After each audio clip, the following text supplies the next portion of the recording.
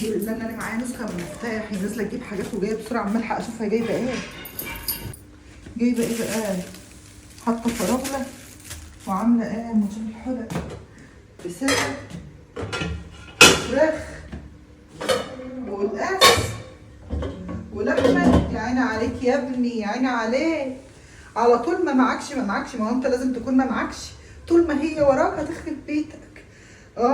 ودايما تقول لي ده انا ما معيش. على طول معانا احنا ما معهاش، انما عشان اهلها جايين النهارده عامله الفراخ وعامله اللحمه وعامله كام صنف ويش في الفرن كمان. فرن سخن اهو تلاقي فيه تيتا بقالي ماما جايه.